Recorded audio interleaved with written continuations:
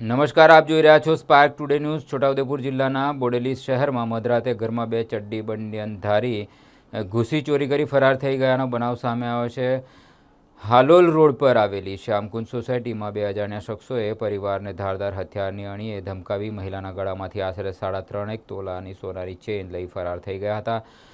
ઘટનાની જાણ થતાં બોડેલી પોલીસે ગુનો નોંધી કાયદેસર આરોપીઓને ઝડપી પાડવા કાયદેસરની કાર્યવાહી હાથ ધરી છે। પોલીસ મથકે લખાવેલ ફરિયાદ મુજબ શ્યામકુંજ સોસાયટીમાં રહેતા રાકેશભાઈ મોહનભાઈ પરમાર પરિવાર સાથે ભગવાન જગન્નાથજીની રથયાત્રામાં હાજરી આપ્યા બાદ રાત્રે ઘરે પરત ફરી રહ્યા હતા ત્યારે પરિવારના સભ્યો અલગ અલગ રૂમમાં સૂઈ ગયા હતા।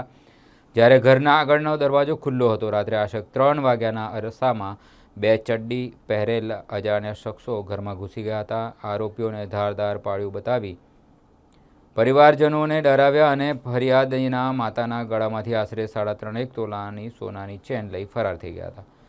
મધરાતે રહેણાંક વિસ્તારમાં બનેલી આ ચોરીની ઘટનાથી શ્યામકુંજ સોસાયટી સહિત સમગ્ર બોડેલી શહેરમાં ભયનો માહોલ જોવા મળી રહ્યો છે। બોડેલી પોલીસે આ અજાણ્યા આરોપીઓને ઝડપી પાડવા સીસીટીવી ફૂટેજ સહિત 3 વિવિધ દિશામાં તપાસ શરૂ કરી છે। શ્યામકુંજ સોસાયટી અલીપુરા અહીંયા રાતે 3 વાગે જેવો બનાવ બન્યો કે બહાર મારા સાસુ સસરા અને મારો ભત્રીજો ઊંઘતા હતા અને દરવાજો મારો ખુલ્લો હતો। ગરમીના કારણે મેં ખુલ્લો રાખ્યો હતો એટલે બે વ્યક્તિઓ આવ્યા જે ચડ્ડી પહેરીને જ હતા, કશું પહેરેલું નહોતું અને આવ્યા સીધા રસોડામાં ગયા। આવીને પછી એ પાછા અંદર અમારી રૂમ બાજુ આવ્યા। રૂમ અમે અંદરની સાઈડ ઊંઘતા હતા, ત્યાંથી આવીને પછી એ લોકો અમારો દરવાજો બંધ કરી દીધો। પછી બહાર આવીને મારા સાસુ ઊંઘતા હતા એમને જોડે ઊભા રહ્યા એક વ્યક્તિ મારા સસરા બાજુ કે હાથમાં એમની જોડે કંઈ હથિયાર હતું એ લઈને ઊભા ને મારો ભત્રીજો ઊંઘતો હતો તે હથિયાર લઈને ઊભા બંને બાજુ અને એ દરમિયાન એમને તરત જ ગળામાંથી છોડો ખેંચીને ભાગ્યા। દરવાજો વળતા એટલી વારમાં મારા સાસુ બૂમ પાડતા અમે તો ઉઠી ગયા।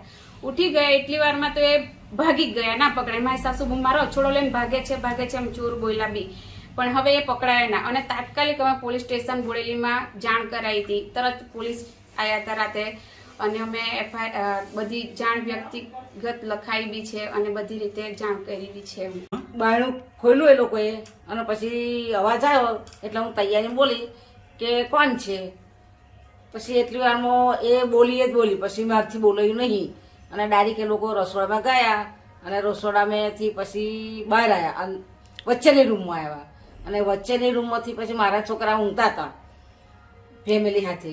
પછી એ લોકો અંદર ગયા અને જોતા હતા બધું કે શું છે અંદર, એમ ટીવી હતી, તિજોરી હતી, સુરકેસ હતું, એ બધું જોતા હતા એ લોકો।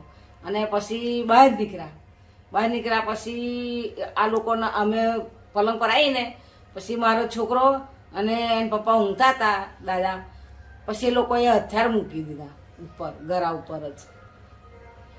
એટલે પછી હું અને મારો અછડો તોડીને જતા રહ્યા એ લોકો। પછી મને ખબર જ ના પડી કે કેવી રીતના એ લોકો તોડીને ગયા। એ લોકો કેવા દેખાતા હતા? એ લોકો આમ જાડા હતા, ચડ્ડી પહેરેલી હતી, પછી બીજું કંઈ પહેરેલું નહોતું, બંડી કંઈ પહેરેલી નથી, ખાલી ઉઘાડા જ હતા અને એક ભાઈ મોઢું બાંધેલું હતું અને એક ભાઈ ખુલ્લા હતા।